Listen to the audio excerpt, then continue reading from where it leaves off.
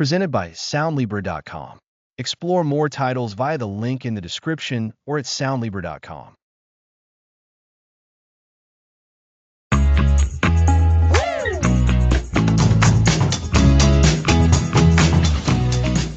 Welcome to Think Like a Philosopher. Let's explore ancient wisdom for modern problems.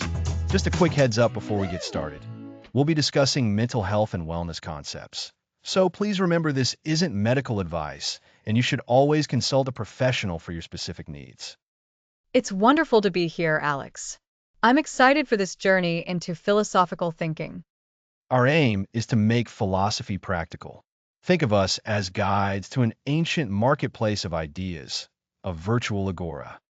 An agora, a place for discussion. So, what can listeners expect from our philosophical journey? We begin by focusing on the art of asking good questions. We'll learn to deconstruct assumptions and encourage independent thought. So, it's about learning how to find answers, not just knowing them. Precisely. A key element is self-knowledge, the ancient call to know thyself. This helps us understand our motivations and make wiser choices. Know thyself. It seems like the essential first step to understanding anything else. Exactly. We'll then explore existential resilience, facing life's uncertainties with courage. It's about embracing reality. That feels incredibly relevant today, with so much constant change and information. It is. This leads us to finding meaning. We'll discuss how to affirm life and find purpose, even when it seems elusive. So, even without a pre-written fate, we can create our own meaningful stories.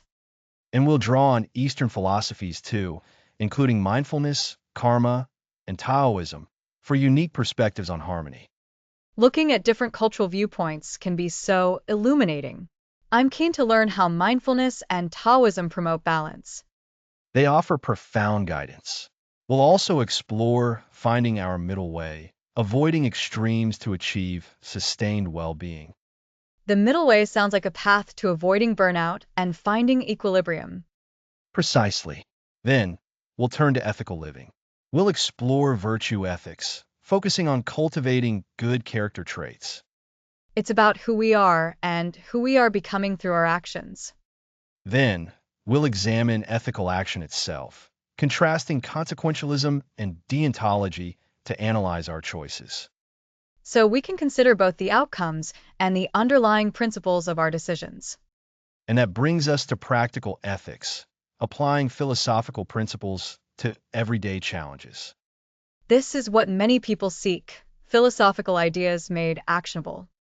Life involves constant change, so we'll explore the philosophy of change itself, learning to adapt and find opportunity. That's a powerful shift from fearing change to seeing it as a chance for growth. Indeed, to help solidify learning, we'll introduce journaling as a tool for self-discovery and growth. Journaling as a practice to clarify our thoughts and ideas. Finally, we'll focus on integrating these philosophical tools into a meaningful life, living the philosophical life.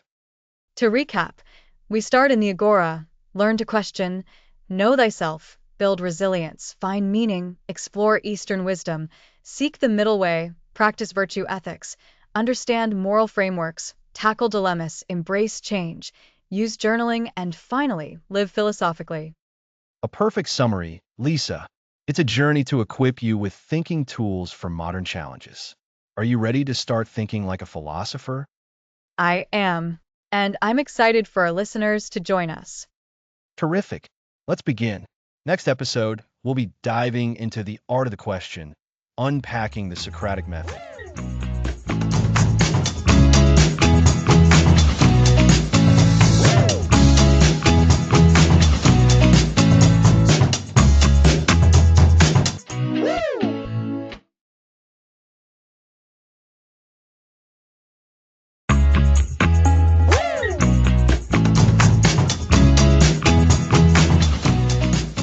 Welcome back. Last time, we explored the very idea of philosophy. Now, let's tackle the art of the question. That's right, Alex. In a world overflowing with information, Learning how to think is more important than knowing what to think. The Socratic method is our guide. At its core, the Socratic method is cooperative dialogue, using questions to stimulate critical thinking and uncover underlying assumptions. It's named after the philosopher Socrates. So, it's not about lecturing.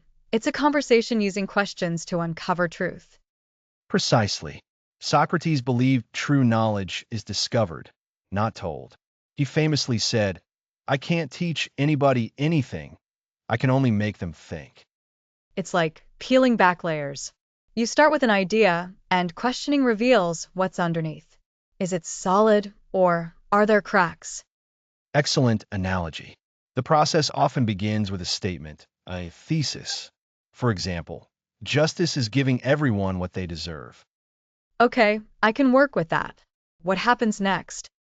The questioner probes this with carefully crafted questions, not to say it's wrong, but to test its limits. For instance, what if what someone deserves is harm? Should we give them harm? Ooh, that's a good one. Giving everyone what they deserve sounds noble, but that question reveals it can lead to harmful conclusions. It forces deeper thought about deserve. Exactly. This process of questioning, revealing inconsistencies, is called elenchus. It's often translated as refutation or cross-examination. The goal is to expose flawed reasoning, not humiliate. Elenchus. That's a key term. Elenchus is the Socratic method's way of shaking up our assumptions. Yes, it's powerful for anyone wanting to think more clearly. How often do we accept ideas without examining them, picked up from others or the media? All the time. We assume they're true without testing. It's easier. It is easier, but can lead us astray. The Socratic method encourages intellectual humility. It recognizes we might not know everything, and our beliefs might be wrong. This is the first step to genuine understanding. Intellectual humility. I like that. It's being open to the possibility of being wrong. Precisely. And this leads to self-examination. Socrates stated, "The unexamined life is not worth living." The method forces us to examine our beliefs, values, and motivations. It's a journey inward. So, it's not just challenging others, it's challenging ourselves. That can be uncomfortable, facing your own blind spots. It absolutely can be, but it's also liberating. Examining beliefs lets you discard weak ones and strengthen strong ones. You arrive at a more authentic understanding. It's about building a foundation, not passive acceptance. So, to recap, the Socratic method, named after Socrates, is a dialogue of questions. It uses elenchus to challenge ideas. The goals are intellectual humility and self-examination, leading to a more examined life. You've got it, Lisa. A crucial element is that the Socratic method isn't about winning an argument. It's about collaborative discovery. Socrates engaged with experts and revealed their knowledge wasn't as profound as they believed. That sounds confrontational. It could be, but the ideal is shared inquiry, working together to get closer to truth. Think of detectives solving a mystery together, sharing clues and piecing evidence. That's a great way to put it. As we move forward, we'll apply this method, asking questions and examining assumptions. Indeed, the Socratic method is the bedrock of critical thinking. It allows us to move beyond superficial understanding and engage with ideas deeply. It empowers us to question, analyze, and ultimately think for ourselves. And that's what this podcast is all about, preparing us to think like a philosopher, even with modern problems. Exactly. Remember, Socratic method, elenchus, intellectual humility, and self-examination. These are cornerstones of questioning your way to wisdom. And we'll be practicing these. Next time, we'll turn our gaze inward to explore knowing ourselves. That's right. We'll be tackling Know Thyself, the foundation of wisdom. Next episode, Know Thyself, the foundation of wisdom.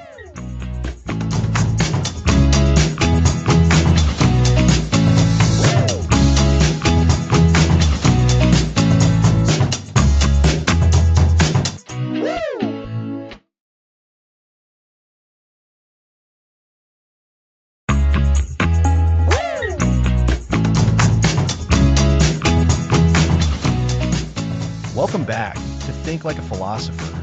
Last time we dove into the Socratic method, exploring how asking the right questions can illuminate our understanding.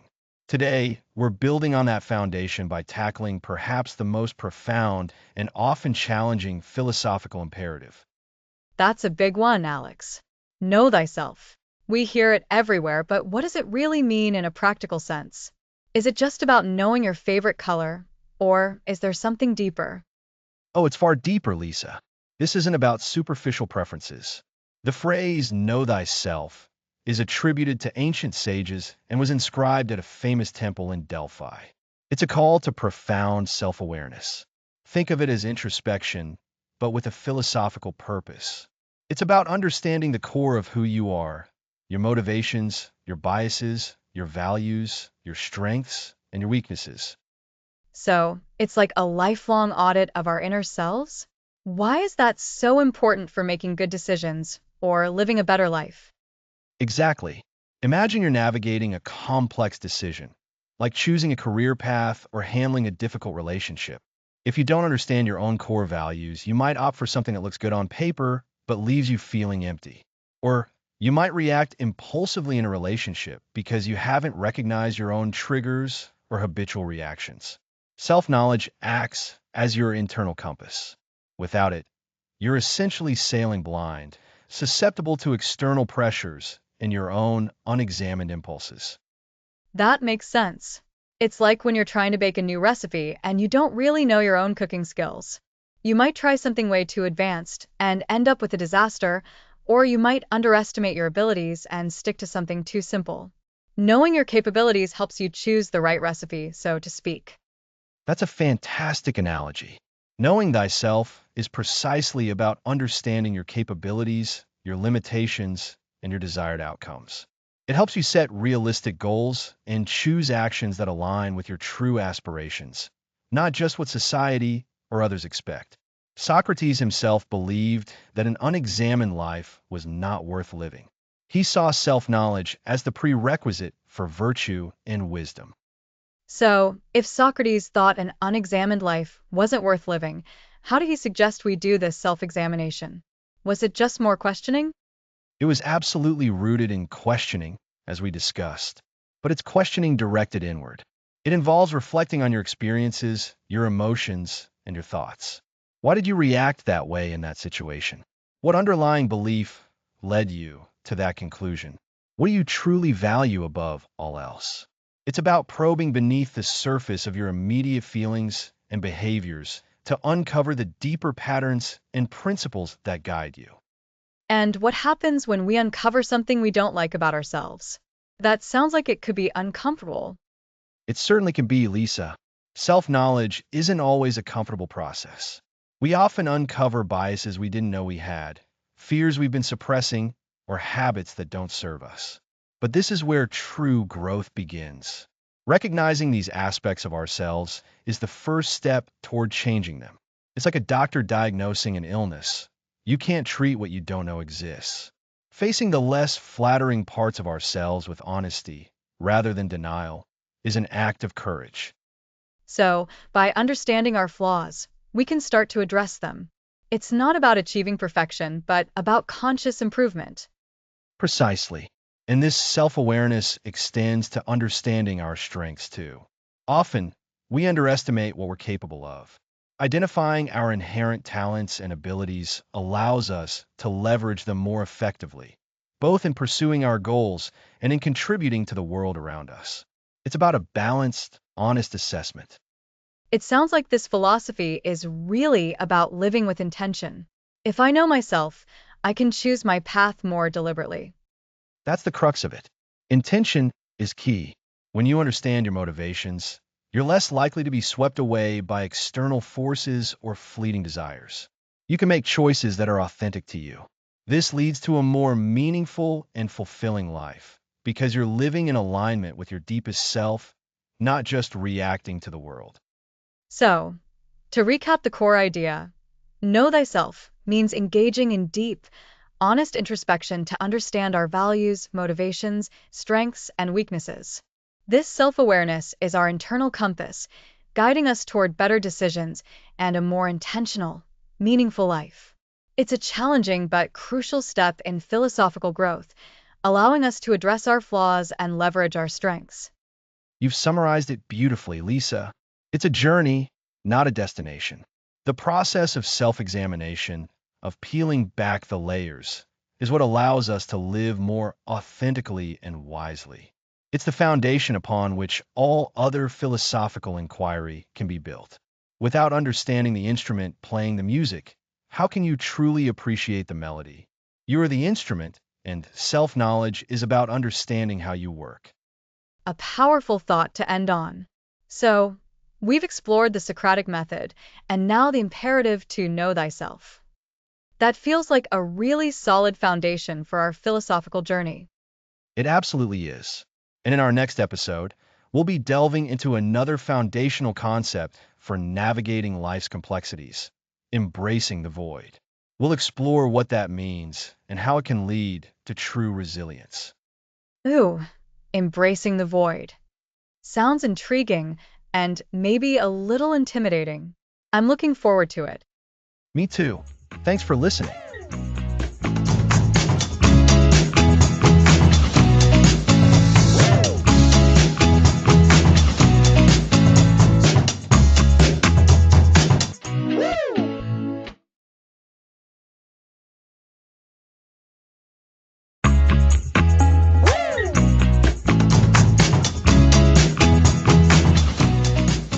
Welcome back to Think Like a Philosopher.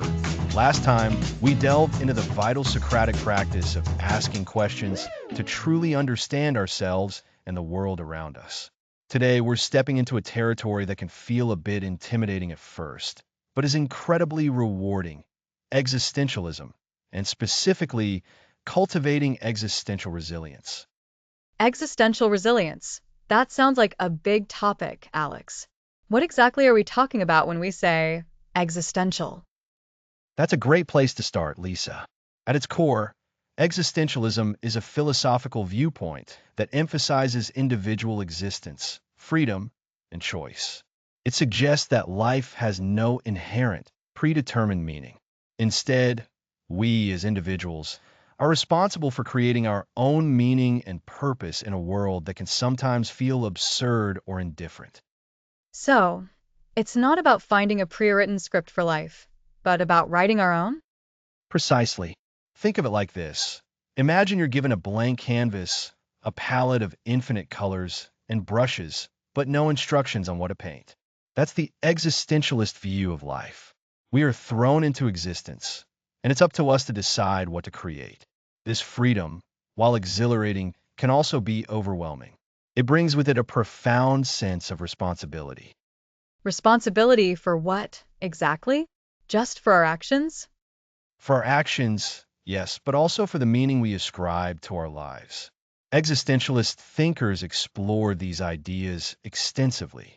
One famous idea is that we are fundamentally free to choose, and therefore, we can't escape the responsibility that comes with those choices. Every decision we make shapes who we become and the meaning our life holds. That sounds a little like a paradox. How can being free feel like so much weight? It highlights the weight of that freedom. When there's no external authority dictating our path, no divine plan to follow, we are solely accountable. This can lead to feelings of anxiety, or what some refer to as existential dread. It's the realization of our own mortality, the vastness of the universe, and the ultimate solitude of our individual consciousness. So, it's facing the void, as the title suggests, and not flinching. What is this void they talk about? The void, in this context, refers to the absence of inherent meaning or purpose in the universe.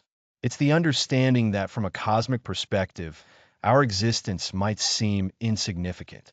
It's also the awareness of our own finitude, the fact that we will all die.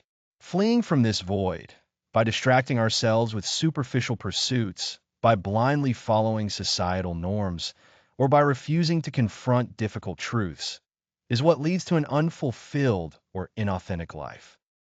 And existential resilience is about embracing that void, not running from it? Exactly. Embracing the void doesn't mean becoming depressed or nihilistic. It means acknowledging these fundamental truths of existence: our freedom, our responsibility, our mortality, and the lack of pre-given meaning. By confronting these realities head-on, we can actually become stronger and more resilient. That's counterintuitive. How does acknowledging death or meaninglessness make us stronger?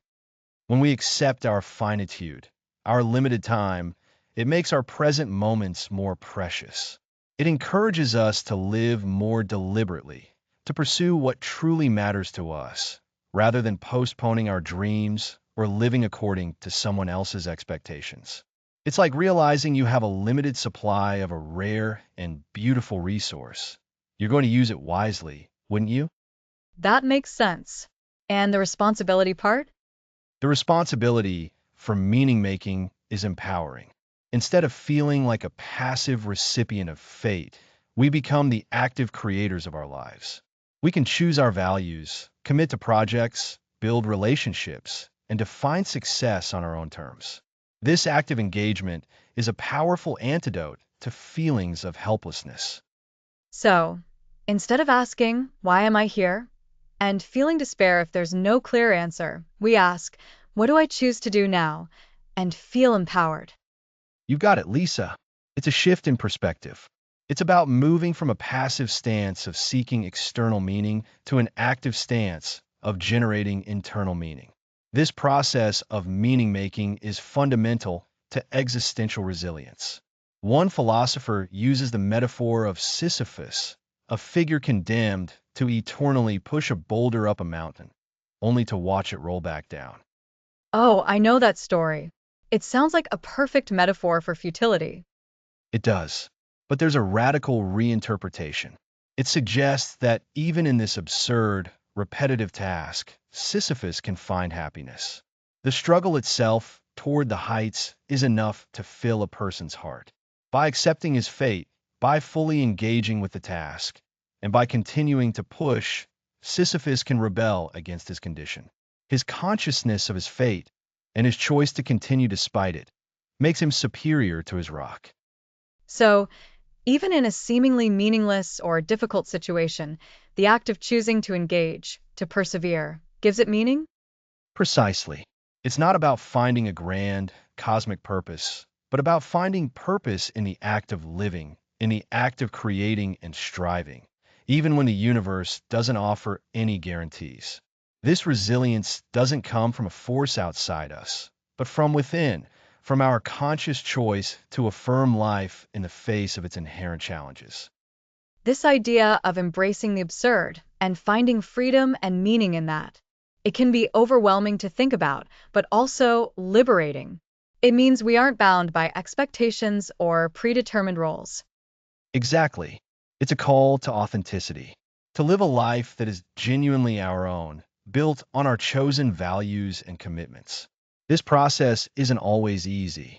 It requires introspection, courage, and a willingness to confront our own anxieties. But the reward is a deeper, richer, and more resilient way of living.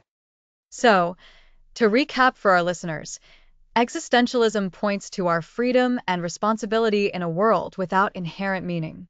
The void is the recognition of this lack of pre-given purpose, our freedom, and our mortality. Existential resilience isn't about avoiding these truths, but about embracing them. By doing so, we can find preciousness in our limited time, empowerment in our responsibility, and create our own meaning through our choices and actions, much like Sisyphus finding meaning in his struggle. That's a perfect summary, Lisa. Embracing the void is a foundational step in developing a robust inner strength. It's about facing the raw reality of existence and choosing to build something meaningful upon it. Powerful stuff, Alex. I think it really sets the stage for how we can actively shape our lives. Absolutely. And next time, we'll dive deeper into this meaning-making process with a look at the absurdity and the affirmation, exploring how to find joy and purpose even when life throws its most challenging, nonsensical moments our way. Looking forward to it. Next episode, the absurdity and the affirmation. Finding Meaning in a Meaningless World.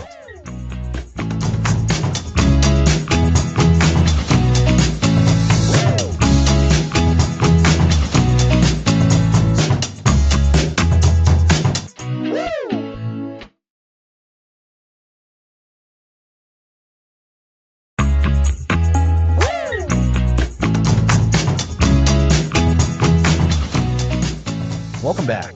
Last time, we explored existential resilience. Today, we're exploring absurdity and affirmation. It's episode 5, and we're really digging into some of the bigger questions.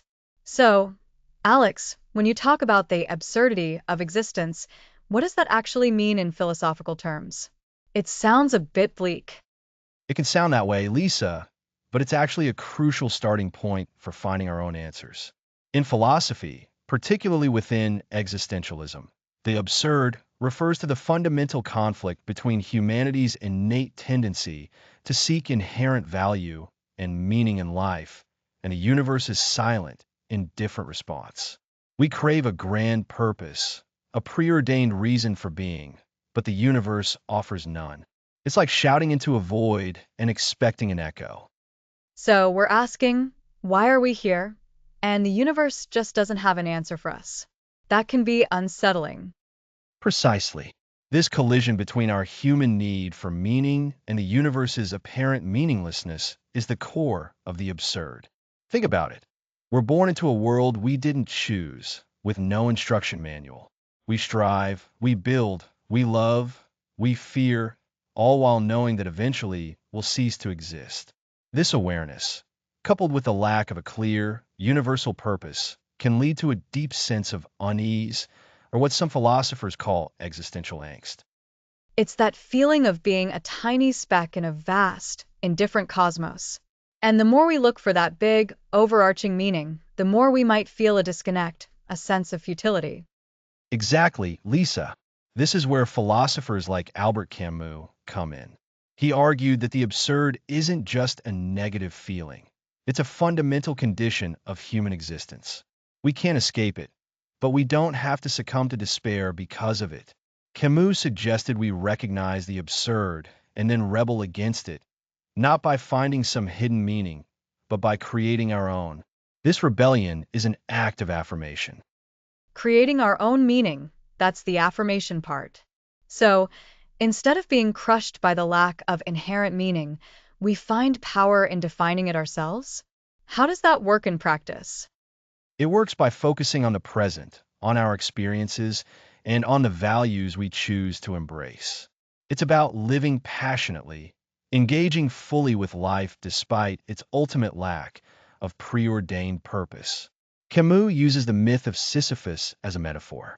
Sisyphus was condemned by the gods to endlessly push a boulder up a steep mountain, only to watch it roll back down each time. It's a task of utter futility, a perfect representation of the absurd. Oh, I remember that story. It seems like the ultimate picture of a pointless existence. On the surface, yes. But Camus provocatively suggests we must imagine Sisyphus happy. Happy because he acknowledges his fate, his absurd task, and chooses to pour his energy into it. He doesn't wait for a reward or a higher purpose from the gods. His rebellion lies in his conscious effort, in his commitment to the labor itself. His victory is in the struggle, in the assertion of his will against the futility. So, Sisyphus finds meaning not in reaching the top, but in the act of pushing. This is a powerful idea. It shifts the focus from an external, ultimate goal to an internal, ongoing process. Precisely.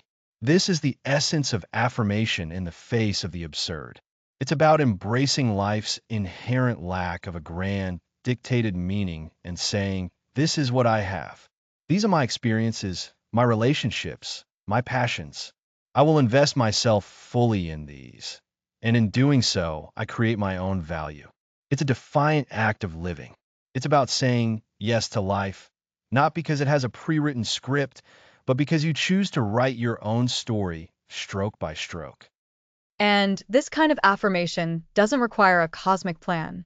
It's grounded in our human capacity to love, to create, to connect, to experience joy and sorrow.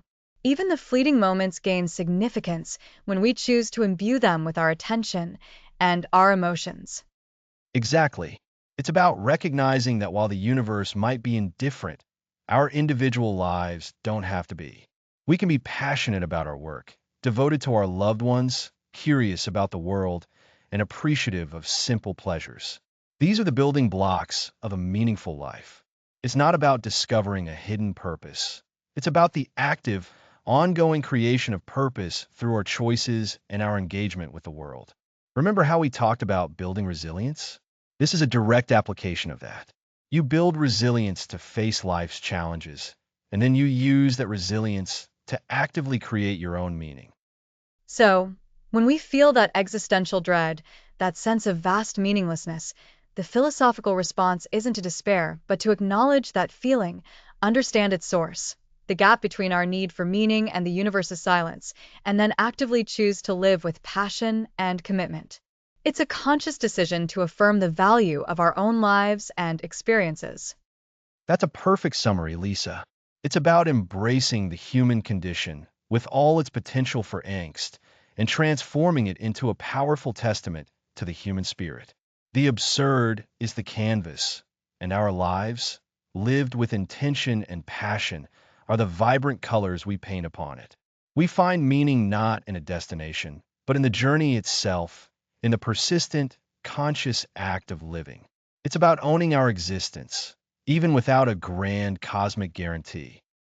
It's a profound shift in perspective, from seeking meaning outside ourselves to cultivating it within. It gives us agency, doesn't it?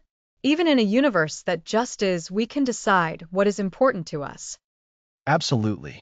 And that agency is incredibly liberating. It empowers us to define our own success, our own happiness, and our own purpose. So, to recap for our listeners, the absurd arises from our human quest for meaning clashing with a universe that offers none inherently. But instead of succumbing to this, we can rebel. We rebel by affirming life, by choosing to live passionately, by creating our own values, and finding significance in our experiences and relationships. Imagine Sisyphus, not as a tragic figure, but as a model of one who finds fulfillment in the act of labor itself. That's a powerful thought to carry with us. Next time, we'll be shifting our gaze eastward as we explore insights from Eastern philosophy, looking at concepts like mindfulness, karma, and the Tao. Thanks for listening.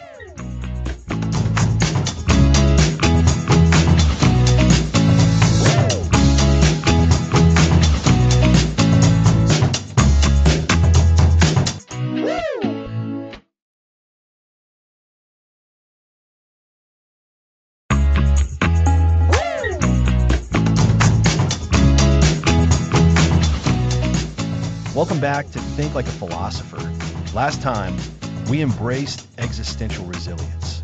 Today, we venture east to explore mindfulness, karma, and the Tao. I'm excited, Alex. Eastern philosophy offers practical, almost meditative approaches to life's big questions. Exactly. These aren't just abstract theories. They're actionable practices for a more balanced existence. We'll look at core ideas from Buddhism and Taoism to manage stress and find a grounded perspective. So, where do we start? Let's begin with mindfulness. It's about paying attention to the present moment without judgment, your thoughts, feelings, and surroundings. That sounds simple, but challenging. Our minds race constantly, thinking about the past or future. The mind is like a restless monkey. Mindfulness is noticing that jumping and gently returning to the present. It's not about emptying your mind, but observing thoughts and feelings without getting swept away. Like watching clouds drift by, acknowledging them without clinging? That's a wonderful analogy. This practice can significantly reduce stress and anxiety. Buddhism also emphasizes impermanence, the understanding that everything is constantly changing. Nothing is permanent. That challenges our desire for stability. It does. We cling to things, but recognizing impermanence is liberating. Difficult times pass, and joyful moments are fleeting, urging us to appreciate them fully. So, mindfulness helps appreciate the present, and impermanence helps navigate change. What about karma? Karma means action or deed. It's the principle of cause and effect. Every action, physical, verbal, or mental, creates consequences, like planting seeds that determine your harvest. It's about our choices and their repercussions? Precisely. It's not external judgment, but a natural law. Positive actions lead to positive outcomes, and negative actions lead to negative outcomes. This encourages mindful actions and beneficial intentions. That's powerful for personal responsibility. It shifts focus from blame to our own role. Absolutely. And this brings us to the Tao, a central concept in Taoism. The Tao, the way, is the fundamental principle underlying existence, the natural order of the universe. Like the underlying current everything moves with? That's a good way to put it. Taoism teaches us to live in harmony with this flow, not to resist or control it. A key principle is Wu Wei, often translated as non-action or effortless action. So, acting in accordance with nature, without forcing? It's like sailing downstream. You use the current instead of paddling furiously against it. It means recognizing when to act and when to wait, when to push and when to yield. Instead of pushing and striving, Taoism suggests aligning with a natural rhythm. Exactly. Imagine forcing a river uphill, futile, but building with the river, directing its flow, achieves more with less effort. This applies to life by recognizing opportune moments for action versus stillness. So, mindfulness is present moment awareness. Karma is cause and effect shaping our future. And the Tao and Wu Wei emphasize living in harmony with natural flow through effortless action. You've summarized it beautifully. These traditions offer a rich toolkit. Mindfulness helps us become less reactive. Karma provides a framework for responsibility. And the Tao encourages balance and flow by working with life. It's incredible how relevant these ancient ideas are to modern problems like stress and anxiety. They are. Mindfulness creates mental space. Karma helps make conscious choices. The Tao teaches navigating challenges with ease and resilience. It's a shift from control to a deeper connection with existence. It feels like a gentler, more sustainable way of living. Indeed, these concepts require consistent practice, bringing insights into daily life through mindful moments and thoughtful actions. Thank you, Alex. This has been incredibly illuminating. It's my pleasure. Next time, we'll examine virtue ethics and the idea of becoming a good person. That sounds like a perfect continuation. So that's it for this episode of Think Like a Philosopher. We've explored mindfulness as present moment awareness, karma as the principle of cause and effect, and the Tao as living in harmony with life's natural flow through effortless action. These ancient ideas offer practical strategies for managing stress and finding balance. Next episode, Virtue Ethics, becoming a good person in a complicated world.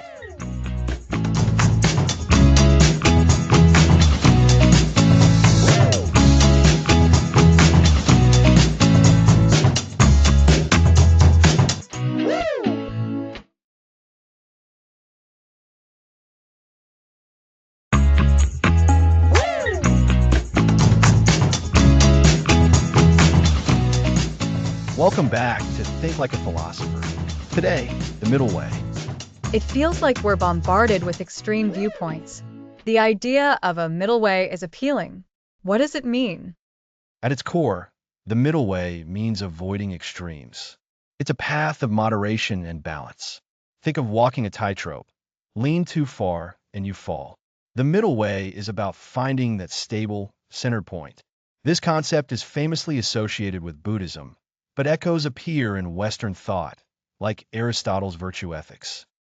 In Buddhism, the middle way is the path to liberation from suffering. Why are extremes so problematic?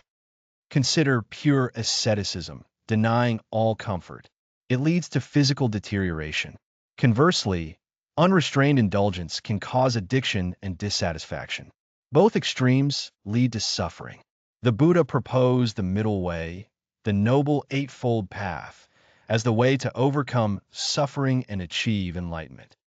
So, the middle way avoids going too far in either direction. How does that translate practically across philosophies? In Buddhism, the Noble Eightfold Path is a practical guide. It includes right understanding, right thought, right speech, right action, and more. These are all about balance. Right speech, for example, isn't about total silence or uncontrolled chatter, but speaking truthfully, kindly, and constructively. It's the balanced way to communicate. It's about finding that sweet spot. And Aristotle? How does his philosophy relate? Aristotle, in Ethics, championed a form of the middle way. He believed virtue lies in a mean, a balance between two vices, extremes of deficiency and excess. For instance, courage is a virtue. Cowardice is the deficiency. Recklessness is the excess. Courage is the balanced state between these vices. Bravery is the middle ground between being a scaredy cat and being foolishly reckless. That's a great analogy. Exactly. Generosity falls between stinginess and extravagance. Proper pride is between excessive humility and arrogance. It's about finding the fitting behavior, not defaulting to an extreme. This feels very applicable. We often get stuck in rigid ways of thinking or reacting, either all in or all out. You've hit on a key point. In our modern world, amplified by social media, extremes become entrenched. Echo chambers form, and dissent is demonized. This creates polarization, making common ground difficult. The middle way offers a counter-approach. Instead of jumping to conclusions, it encourages pausing, considering perspectives, and seeking understanding. So, it's about critical thinking and intellectual humility, not being so entrenched that you can't see other possibilities. Precisely. It's about flexibility to adjust your thinking as you learn. Most issues have shades of gray. Extreme stances shut down dialogue and hinder practical solutions. The middle way opens possibilities for compromise, creativity, and effective problem solving. Can you give another example of this in a real-world decision? Imagine choosing a career. One extreme, pursue only the highest salary, ignoring satisfaction. The other, pursue passion with no regard for financial stability, risking instability. The middle way involves balance, seeking a career with reasonable income and alignment with interests and values, potentially making a positive impact.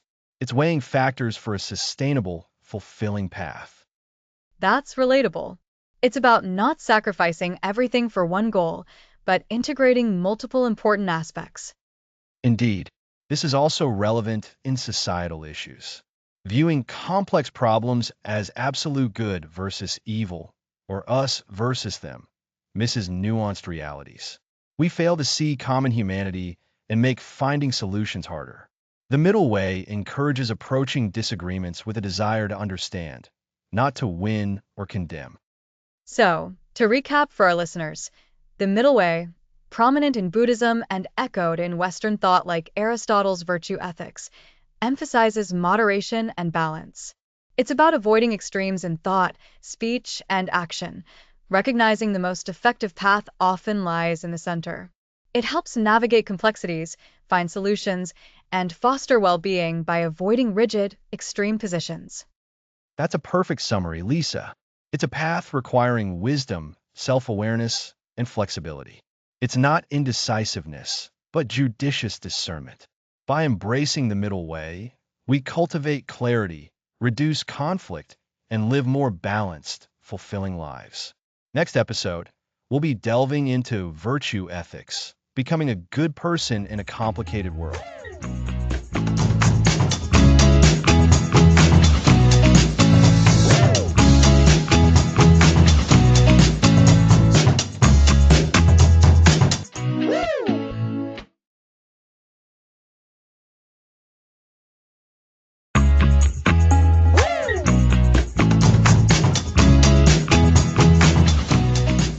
Welcome back to Think Like a Philosopher.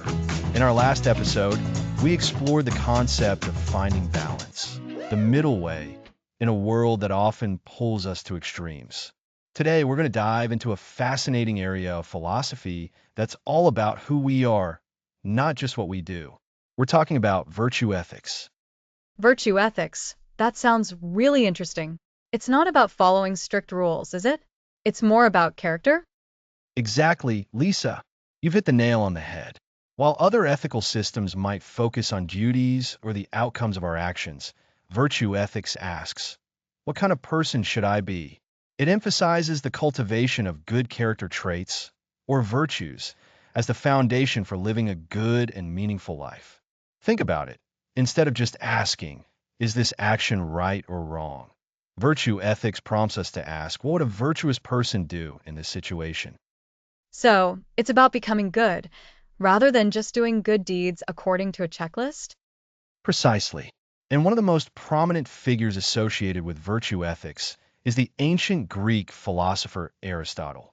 He believed that the ultimate goal of human life is eudaimonia, which is often translated as flourishing, living well, or a good spirit. And for Aristotle, eudaimonia is achieved through living a life of virtue. Eudaimonia. That's a great word. So, how do we achieve this flourishing according to Aristotle? Well, Aristotle argued that virtues are not something we are born with, nor are they simply learned by following rules. Instead, virtues are habits that we develop through practice and proper upbringing. It's like learning to play a musical instrument or becoming a skilled craftsperson. You don't become a great violinist just by reading about music. You become one by practicing your scales, learning your repertoire, and refining your technique over and over. That makes sense. It's like building muscle memory for good behavior. So, if we practice being brave, we become brave? That's the idea. But it's not just about doing any act of bravery.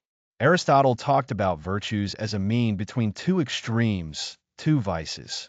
For example, courage is the virtue that lies between the vice of cowardice, the deficiency of courage, and the vice of recklessness, the excess of courage.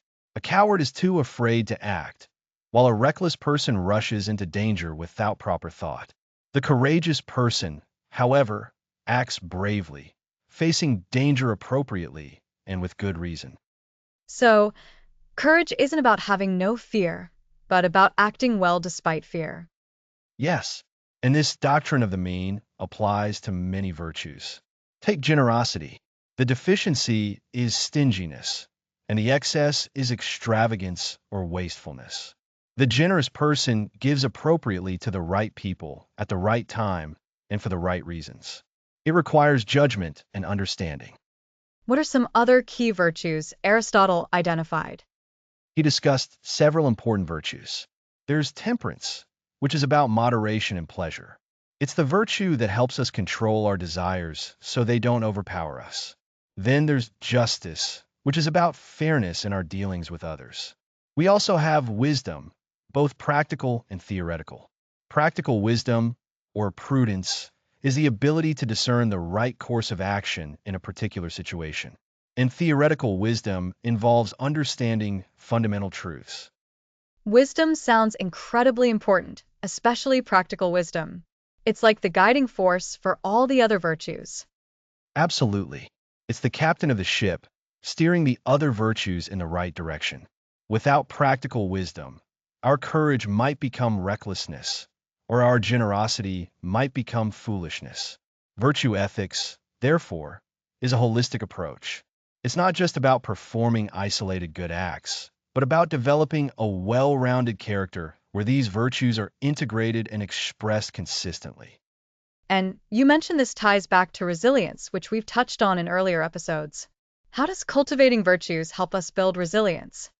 That's a crucial connection. When we face challenges, setbacks, or difficult circumstances, and we all do, our character is truly tested. If we have cultivated virtues like courage, we're more likely to confront problems head on.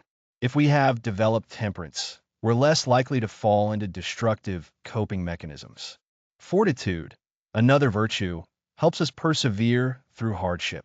So, possessing these virtues acts as an internal toolkit, equipping us to navigate life's inevitable storms with greater strength and grace. It sounds like a proactive approach to life. Rather than reacting to problems, you're building the inner strength to handle them before they even become overwhelming. Exactly. Virtue ethics encourages us to continually reflect on our actions and motivations, asking ourselves, am I acting in a way that aligns with my best self? Am I becoming the kind of person I aspire to be? This self-examination is key to growth. It's a lifelong process of learning and refinement. And I imagine it's not always easy. In our modern, complicated world, with so many competing demands and opinions, how do we even begin to figure out what the virtuous action is? That is the million-dollar question, isn't it? Aristotle's answer, in part, involves seeking out and emulating virtuous individuals. He believed we learn by observing those who already embody the virtues. We also rely on our reason and our practical wisdom, which, as we've said, is developed through experience and thoughtful reflection. It's about making conscious choices, learning from our mistakes, and striving for excellence in our character.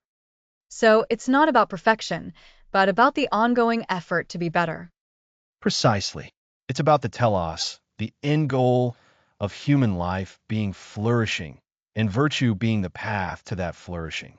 It's about becoming a good person, which then naturally leads to living a good life and performing good actions. So, to recap, virtue ethics, championed by thinkers like Aristotle, focuses on cultivating good character traits or virtues as the pathway to living a flourishing life. These virtues, like courage, temperance, and justice, are developed through habit and practice, often understood as a mean between extremes. Developing these virtues not only helps us act ethically, but also builds our resilience, empowering us to navigate life's complexities with greater strength and wisdom. It's a powerful reminder that who we are matters just as much as what we do. It's a journey of continuous self-improvement, aiming for a life of genuine flourishing. Well said, Lisa. And this ethical perspective provides a wonderful foundation for the next episode, where we'll be looking at the ethics of action, specifically contrasting consequentialism with deontology. Thanks for listening.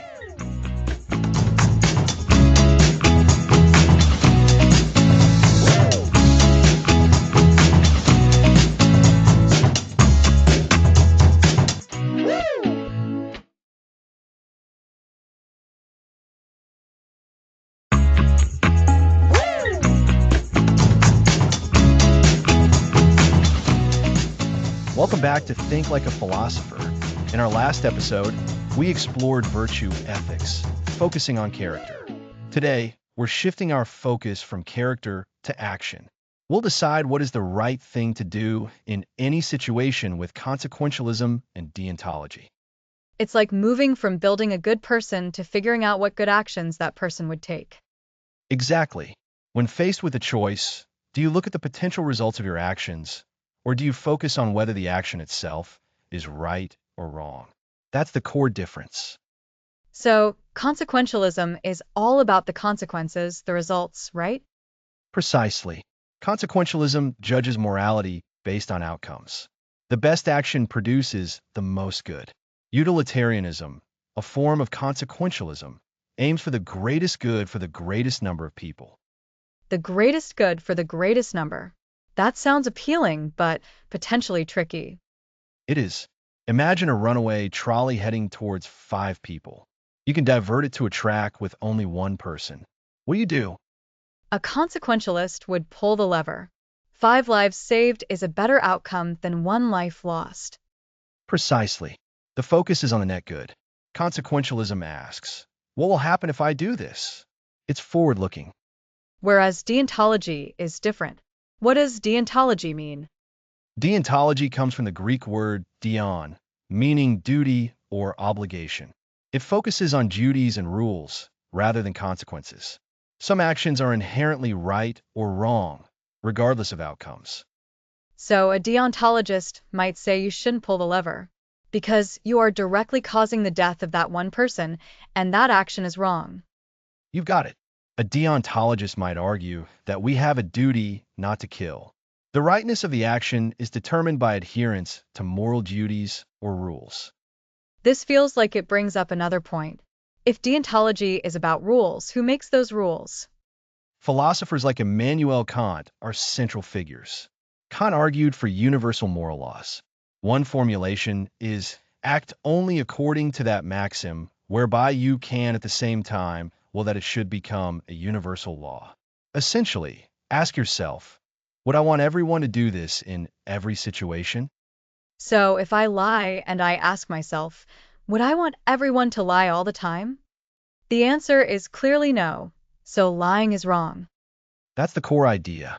Lying, for Kant, is inherently wrong because it cannot be universalized.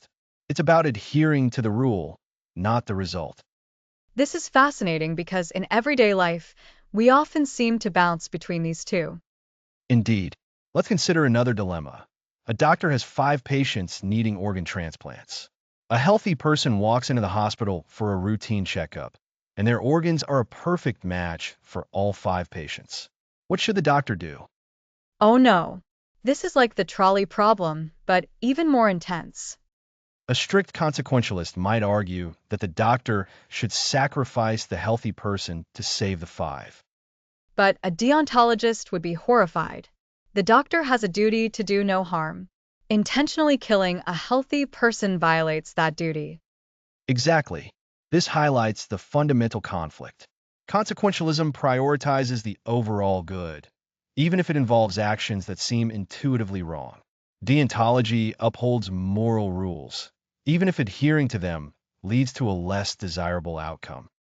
So, we have consequentialism, which is about the outcome, and deontology, which is about moral duties and rules. It's like an ends justify the means versus a means are just as important as the ends kind of thinking. That's a great way to put it. Neither system is perfect. For consequentialism, predicting all consequences is difficult. For deontology, it can be too rigid. What happens when duties conflict?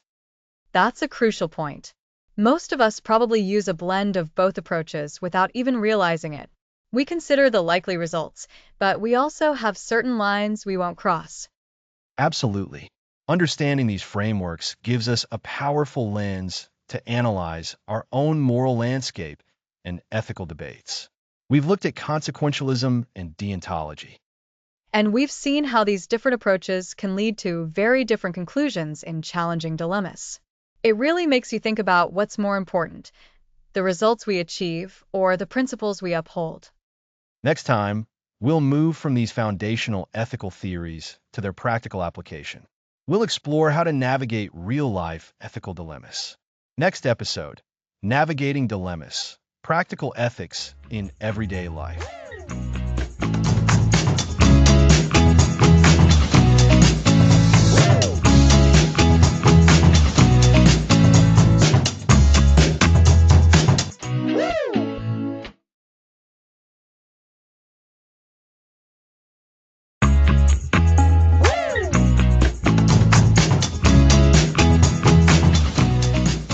Welcome back to Think Like a Philosopher, Episode 10. Last time we explored consequentialism and deontology. Today, we're applying those ideas to real-life dilemmas. This is where philosophy gets really practical. Absolutely. And we can draw on earlier concepts. Remember the Socratic method? It's key to dissecting problems. That constant questioning to get to the heart of an issue. And existential self-awareness from Episode 4. Understanding your own values helps guide your choices. So, we use questioning to understand the problem and self-awareness to know our ethical compass. Exactly. Here's a step-by-step approach for analyzing ethical quandaries. Lay it on us. Step 1. Clearly define the ethical dilemma. What's the core issue and the competing values? So, understanding the problem before seeking solutions. Step 2. Identify the stakeholders who will be affected by your decision. Considering the ripple effect of our actions on others. Step 3. Gather all relevant facts. What do you know and what are you missing? Honest about the unknowns is crucial. Step 4. Analyze the options using ethical frameworks.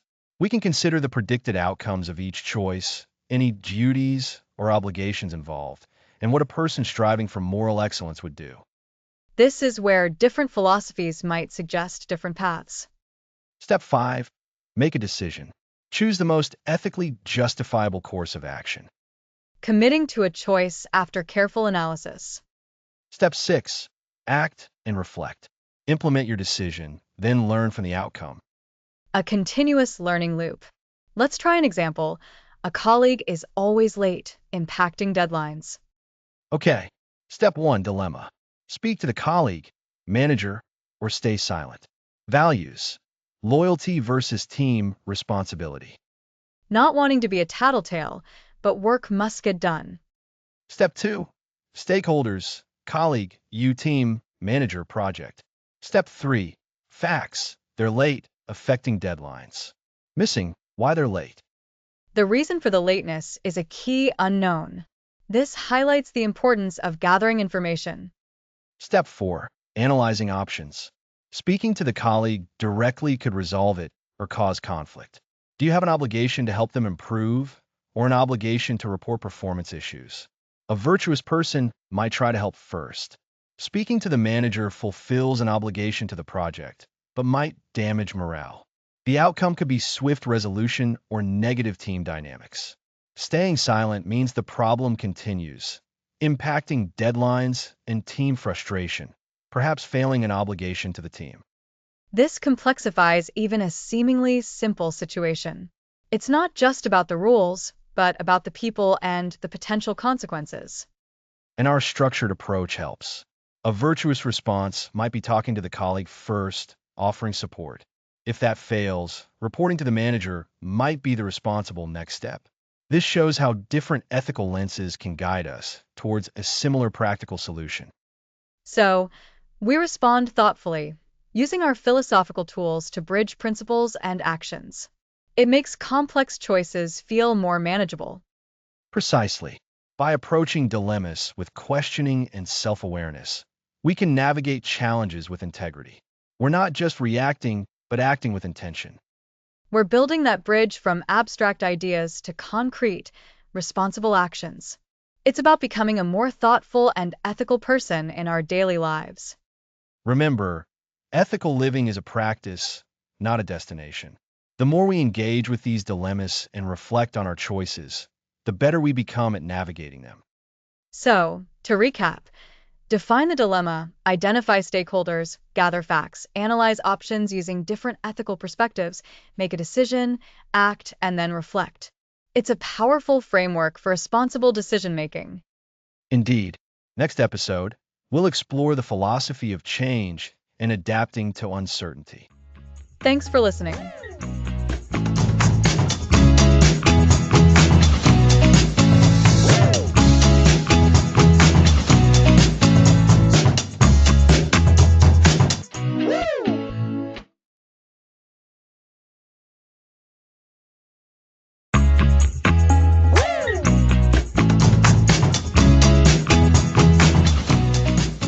Welcome back to Think Like a Philosopher. Today, we're diving into the philosophy of change. Change. It feels like that's the only constant, doesn't it? 1 minute we're comfortable, the next, everything's shifted. It can be exciting, but also incredibly unsettling. I'm really curious to hear how philosophers have tackled this head-on. It's a fundamental human experience, and philosophers have been wrestling with it for millennia. One of the earliest and most famous thinkers to focus on change was a Greek philosopher named Heraclitus. He lived around the 6th century BCE, and he's famously quoted as saying, "No man ever steps in the same river twice, for it's not the same river, and he's not the same man." That's a powerful image. So, for Heraclitus, change wasn't just something that happened, it was the very nature of reality. Everything is in a state of flux. He saw the world as a constant flow, a perpetual becoming. Exactly. He believed that opposition and tension were essential to this change. He talked about things like the unity of opposites. For instance, The road up and the road down are one and the same, or how day and night are two sides of the same coin. This constant interplay, this tension, is what drives change and creates the world we experience. So, it's not about resisting change, but understanding that it's an inherent part of existence. If we try to hold on to things as they are, we're fighting against the very fabric of reality, right? Precisely. Trying to cling to a static state is like trying to stop the river. It's a losing battle. Heraclitus's philosophy encourages us to embrace this constant flow. It's about recognizing that change is inevitable. And in fact, it's a necessary condition for life and progress. Think about it. If nothing ever changed, we wouldn't learn, we wouldn't grow, and we certainly wouldn't have new experiences. That makes sense. But it's still hard when change feels abrupt or unwelcome, like a job loss or a sudden move.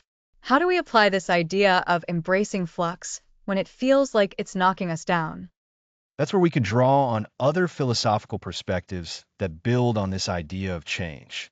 Later thinkers, like the Stoics, offered practical approaches to dealing with the emotional impact of change. While Heraclitus described the nature of change, the Stoics, such as Epictetus and Marcus Aurelius, focused on our internal response to it. The Stoics. They're known for their focus on what we can control, right? That's their core principle. They argued that while we cannot control external events, the changes that happen to us, we have complete control over our judgments and reactions to these events. So, when change occurs, the Stoics would say to examine your beliefs about it. Is this change truly catastrophic, or is it your interpretation that's causing distress? So, instead of saying, this is a terrible, unchangeable disaster, the Stoic approach would be to ask, how can I adapt to this new situation and focus my energy on that adaptation? Exactly. Marcus Aurelius, in his meditations, constantly reminded himself to accept what happens. He wrote things like, "The impediment to action advances action. What stands in the way becomes the way." This is a beautiful way of saying that the very obstacle that change presents can become the path forward. It forces us to find new solutions, develop new skills, or discover new strengths we didn't know we had. That's a fantastic reframing. The obstacle becomes the opportunity. It's about shifting our mindset from, why is this happening to me, to what can I do with this? Precisely. And this idea of internal control and adaptation is incredibly relevant in our modern world. We're living in an era of unprecedented technological advancement and societal shifts. Things are changing faster than ever before. Think about the job market, where skills can become obsolete in a few years, or how quickly communication styles evolve. It's overwhelming sometimes. You can feel like you're constantly trying to catch up. And that's where the philosophical mindset becomes a powerful tool for resilience. If we view change as a fundamental aspect of life, rather than a disruption, we're better equipped to handle it. We can cultivate what's sometimes called intellectual humility, the understanding that we don't have all the answers and that our current knowledge might need to be updated. Intellectual humility. That's a great concept for dealing with change. It means being open to new information and new ways of doing things, rather than being rigid in our thinking. Absolutely. And this openness is key to adaptability. Adaptability isn't just about surviving change, it's about thriving in it. It's about seeing the possibilities that emerge from new circumstances. Think of it like a plant bending in the wind. It doesn't break because it's flexible. It sways, it adjusts, and when the wind dies down, it continues to grow. So, to recap what we've discussed, Heraclitus taught us that change is the very essence of reality, a constant flow. Trying to resist it is futile. The Stoics then provided us with the tools for our internal response, emphasizing that while we can't control external changes, we can control our judgments and reactions. And this leads to adaptability, which is about flexibility and openness, allowing us to not just endure change, but actually find new paths and opportunities within it. That's a perfect summary, Lisa. So, how do we actively cultivate this philosophical approach to change in our lives. One way is through mindful awareness. By paying attention to the present moment, we can become more aware of the subtle shifts occurring around us and within us. This awareness helps us recognize when we're resisting change and gives us the space to choose a different response.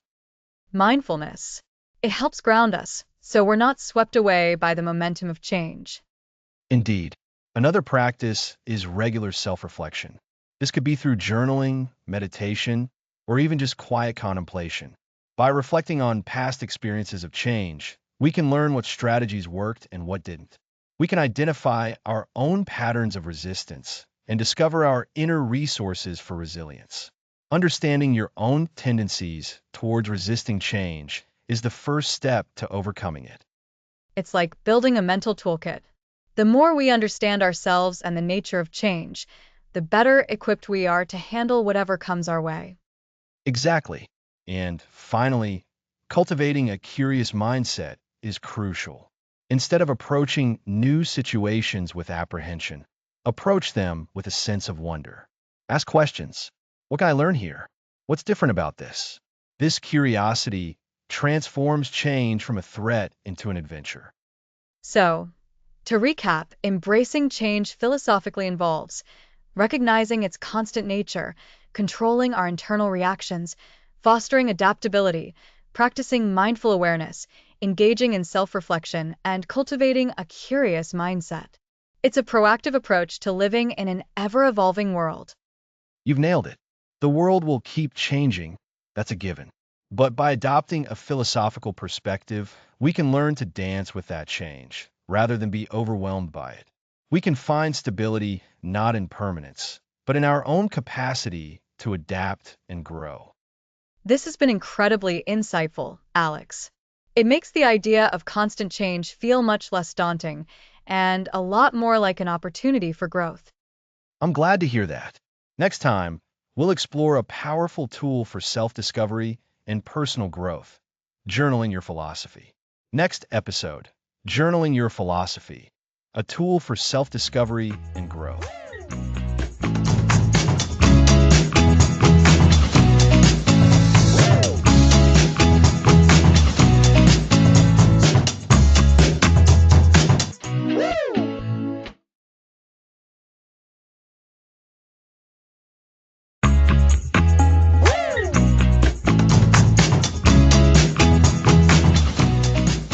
Welcome back.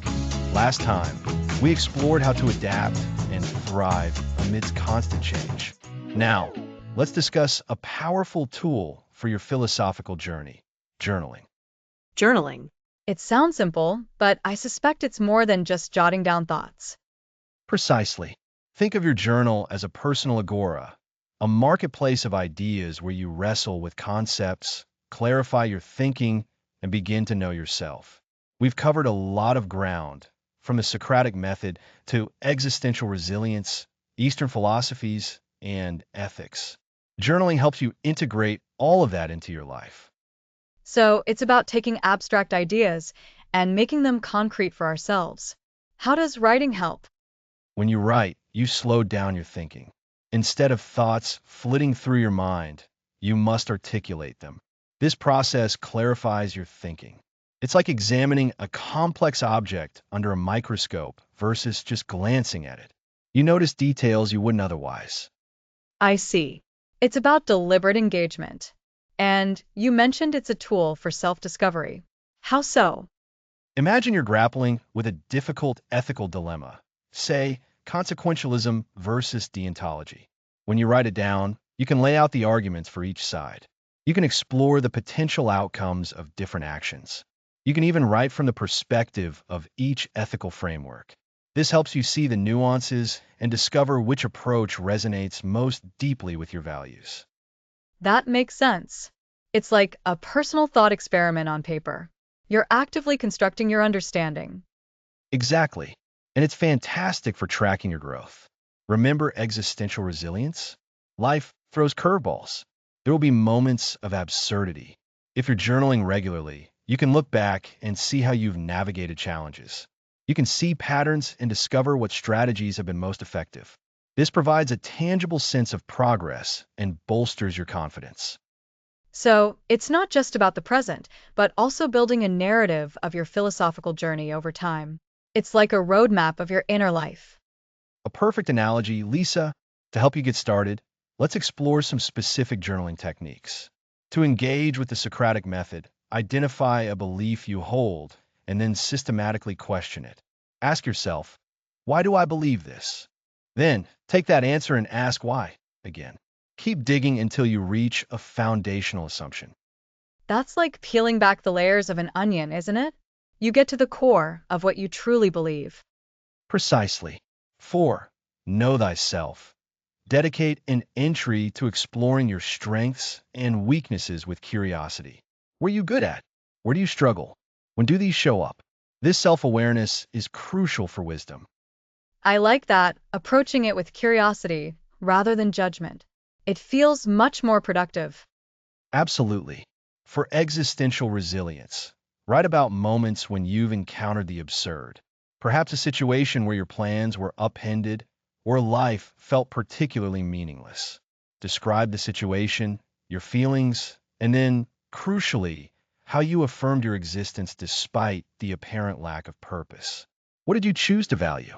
What actions did you take to create meaning for yourself? That's a powerful prompt. It encourages not just acknowledging difficulty, but actively finding your footing within it. Moving on to Eastern philosophies, try a mindfulness journaling exercise. Take 5 minutes, focus on your breath, and then write down whatever thoughts, sensations, or emotions arise without judgment. Notice the impermanence of these experiences.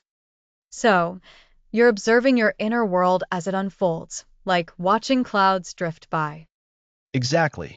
And for the Tao, reflect on a time you tried to force an outcome and it didn't work versus a time you went with the flow and things resolved more smoothly. What does this teach you about effortless action? That's a great connection. It helps to see these philosophical ideas illustrated in our own experiences. This brings us to virtue ethics. Write about a character trait you admire, like courage or justice. Then, consider how you can actively cultivate that virtue in your daily life. What small steps can you take today to be more courageous or just? This makes ethics practical and actionable. It's like setting personal micro goals for becoming a better person. And when you're wrestling with ethical dilemmas, use your journal to outline the different perspectives. For consequentialism, list the potential consequences of each action for all involved. For deontology, identify the duties and rules that apply. Then, reflect on which framework's reasoning feels more compelling in that specific situation. This really breaks down complex ethical considerations into manageable pieces. Now, let's bring it all together for the concept of change and adaptation. Write about a significant change you've experienced. How did you initially react? What were your fears? What strategies did you employ to adapt? What did you learn about your capacity for change? This reinforces that change is not only inevitable, but also an opportunity for growth. It's like creating a personal case study of your own resilience. Absolutely. And the beauty of journaling is that there are no right or wrong answers. It's your private space for exploration. You can be messy, imperfect. The act of writing itself is the practice. You can start with just a few minutes a day or dedicate longer sessions. So, to recap, journaling is a powerful tool for philosophical growth because it helps us to 1. Clarify our thoughts by slowing down and articulating them. 2. Foster self-discovery by exploring our beliefs and experiences. And 3. Track our personal progress by creating a record of our journey. Exactly. It's an active, iterative process. You write, you reflect, you learn, and then you apply that learning. It's the practical application of thinking like a philosopher. It's where ancient wisdom meets your modern problems, and you find your own solutions. And those are some fantastic prompts to get us started. It really makes the philosophical journey feel more tangible and personal. Indeed. Next episode, we'll bring our entire series to a close by discussing how to truly live the philosophical life, integrating all these lessons into a cohesive and meaningful existence. We'll talk about the path forward.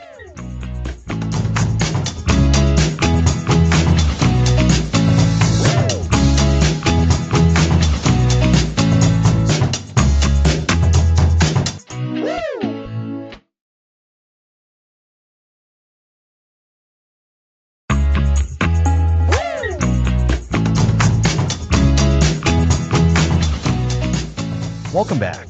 Today, we're bringing it all together to discuss continuing your philosophical journey. It's been quite a journey, Alex. We started with the Socratic method, learning to question everything.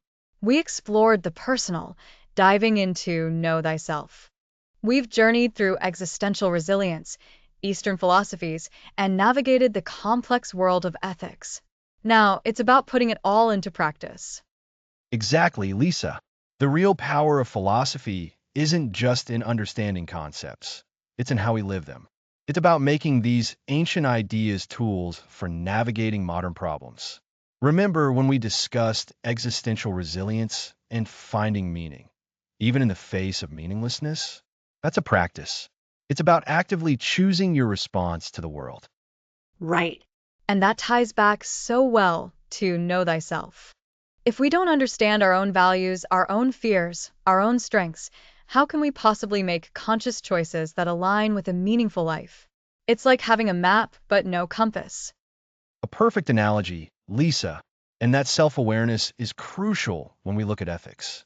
We talked about virtue ethics, focusing on character, and then consequentialism versus deontology, which are about the actions we take. Living philosophically means consistently trying to embody those virtues we admire and making ethical decisions that we can stand behind, not just in big moments, but in the small, everyday ones. So, it's not just about contemplating abstract ideas, but about actively shaping our actions and our character on a daily basis. It's about integrity. Precisely. And don't forget the wisdom from the East. Karma, the law of cause and effect, isn't just some mystical concept. It's a practical reminder that our actions have consequences, not just for ourselves, but for the world around us. And the Tao, the way, emphasizes harmony and balance. Living philosophically means seeking that balance in our own lives, avoiding extremes. Remember how we talked about the middle way? Absolutely. It's about finding that sweet spot, whether it's in our work, our relationships, or even our own emotional responses. It's so easy to fall into extremes in our fast-paced world, and philosophy offers us a way to step back and find that equilibrium. And just like we discussed, life is inherently uncertain. Embracing that uncertainty rather than fighting it is a hallmark of a resilient mind. Thinking like a philosopher means adapting, learning, and growing through every shift and challenge.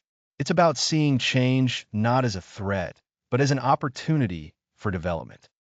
This really highlights how interconnected all these topics are. It's not a checklist of things to learn, but a complete way of approaching existence. And we found a powerful tool for this: journaling. Journaling is incredibly important for integration. Lisa, it's where we can process these ideas, ask ourselves the hard questions, and track our progress. It's a private space for your Socratic dialogue with yourself. When you're faced with a dilemma, you can write it down, explore different ethical perspectives, and see how your chosen virtues might guide you. It's active philosophical practice.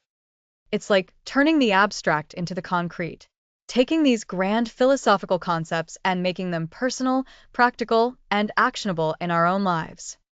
Exactly. So, how do we continue this after this series concludes? The living part of the philosophical life is ongoing. It's a conscious choice we make every single day. It means continuing to ask questions, even when it's uncomfortable. It means seeking to understand ourselves and others better. It means striving to act with integrity and compassion. And it also means recognizing that we won't always get it right. There will be times when we falter, when we act out of habit or fear instead of wisdom. But what makes it a philosophical life is the commitment to return, to learn from those moments, and to keep moving forward. That's the essence of resilience. It's not about never falling, but about how gracefully and effectively we get back up. And philosophy provides the framework, the tools, and the inspiration for that recovery. Think of it like building a muscle. The more you practice philosophical thinking, the stronger your philosophical muscles become.